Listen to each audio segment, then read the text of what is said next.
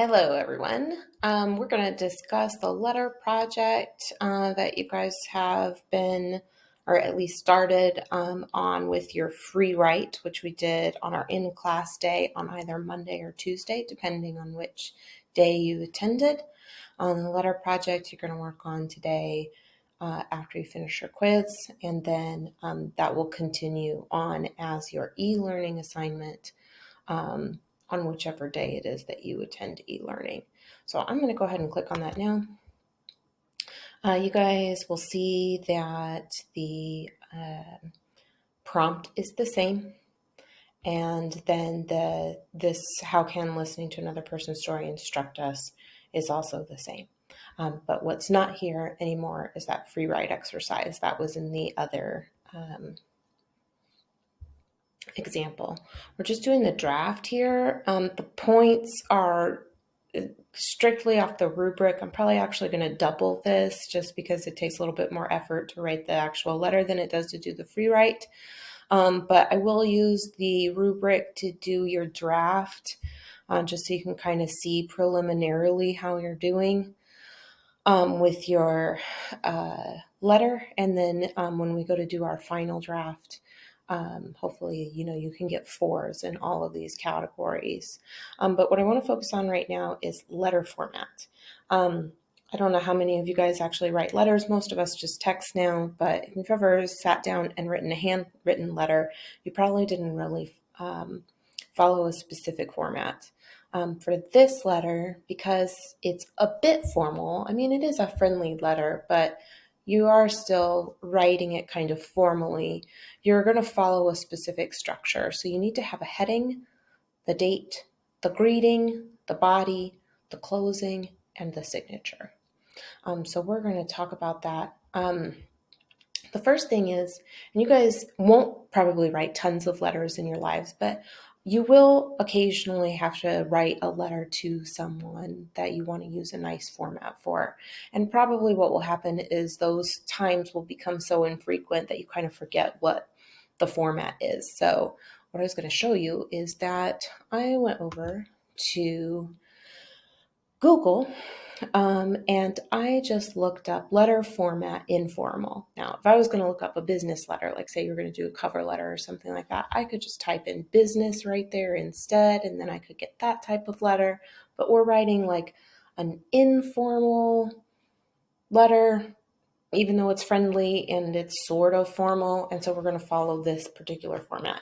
Now, the funny thing is that a lot of these examples that I found on Google actually use foreign names. And I think that's because when learning English, new learners of English or ENL students will learn specifically like how, I guess, Americans or maybe just English speakers in general format letters, because culturally I think it's a bit different. So this one talks about Bangalore, which I think is in India. So don't worry about that, but just you'll notice that with a lot of these examples if you were to look at any of them. So the first thing that we needed to have, and we'll go back over here, was the heading, the date, the greeting, the body, the closing. Okay, so the first thing is the heading, and we always want to put the right, your address basically in the heading. And the reason for this is, say your recipient wants to write you back. But they threw away the envelope, and so now they don't have your address anymore. Well, they can't write you back. So if you put your address directly onto the letter, then they keep that letter because they cherish it, but then also they have your address so that if they want to respond, they can send you a letter as well. So you're going to put your address right there. Then you leave a blank line, and then you're going to put the date. Now we'll wait and actually put the date on the final draft. Since I don't know if we're going to go hybrid or not next week, as of right now, although we'll probably know by the time that you're watching this, I'm not going to give a due date in this video for the actual final draft. But when we go to do the final draft, we'll change the date to the final draft date. So the date, then we need to leave another blank line. And then we have this salutation, or in the rubric, it's called the greeting. So a lot of times you say, dear so-and-so. You could say to so-and-so if you want, but if it's someone that you're close with, you usually want to use the word dear. If it's someone you're really close with, like you're writing to a significant other or something, then you might put my dear so-and-so, like, and you could put their name if you want, or you could put their like pet name or nickname if you like also, if that applies to you. And then you're going to actually skip another line, which this does not tell you, but you're going to skip another line and you're going to start with kind of like the introduction of your letter, basically like why you're writing, okay? Or it's just basically like a little bit of an introduction. You're basically working on like 3 paragraphs for this letter. They don't have to be super long, but space-wise, it is less confusing to read when you split up your text a little bit. So you have this kind of like explanation about why you're writing the letter. Then you get into the actual meat of the letter. And then you kind of get to that conclusion or that closing. Okay, so roughly 3 paragraphs in the body is what you're looking for. Then you have the closing. This one says, your loving son. You could say sincerely. You could say love if that applies. You could say best regards, or just regards. I always feel like just regards feels rude though, because don't you want to leave someone with your best regards? So maybe just best regards is best if you're thinking of one of those 2 phrases. And then finally your name. Now, probably what you want to do when you print it is actually sign your name. So you don't have to put your name here, or you could leave several spaces, then type your name, but those several spaces will leave enough space for you to actually sign your name. So I'm going to jump over here to my example, which you guys can find on Canvas as well. This was my free write. Honestly, like I like to write more than you guys, so I probably wrote more than you did. This took me about 15 minutes to do. And I'm sorry, my grammar is probably good too. It's just habit, I guess. It's definitely not perfect though. And again, I didn't look at your grammar. I just wanted to know who you were writing about. By the way, I left you a note if you chose somebody like one of those One Direction guys or something like that.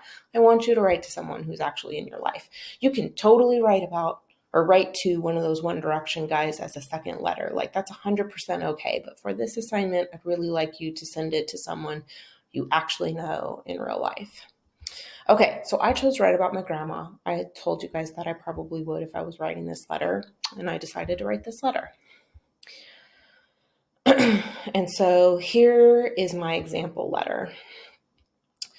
FYI, this is not my real address.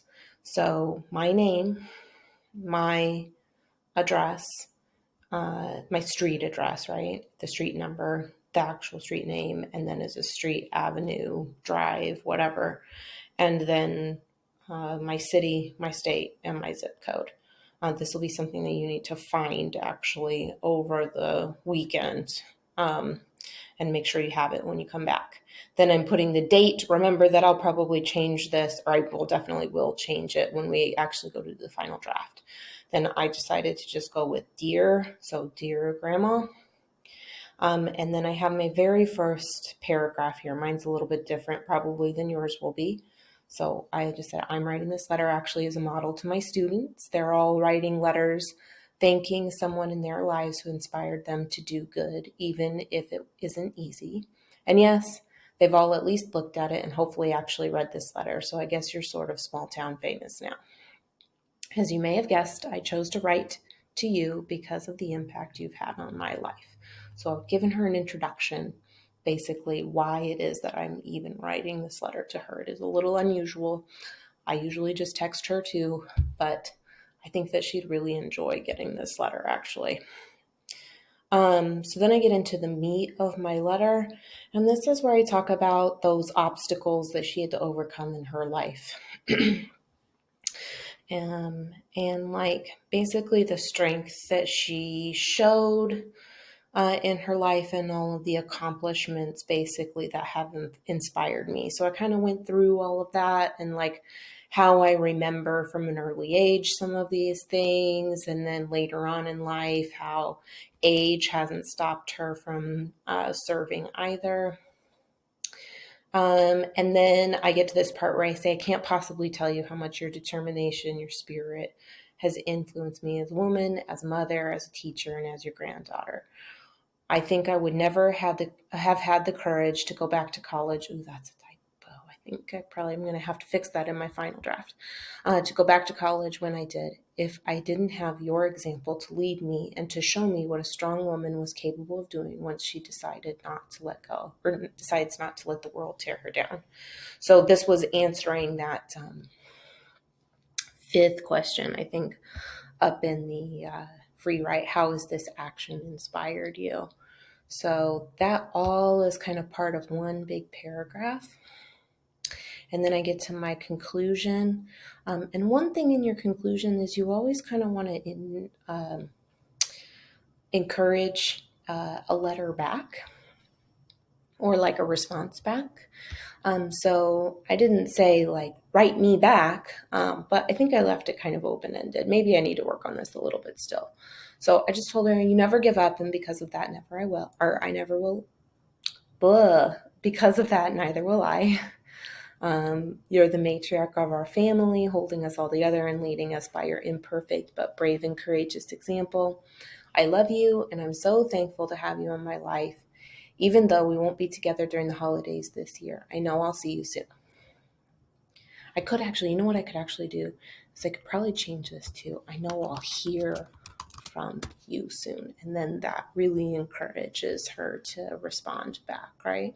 Tell Grandpa I said hi and I love him too. Another great way to do this is I probably could have said something like, I hope you're doing well, and something like their dog. They have a puppy, actually. I cannot even believe these people. They just got a puppy. They're 80 years old. So I could ask them about their puppy or something like that.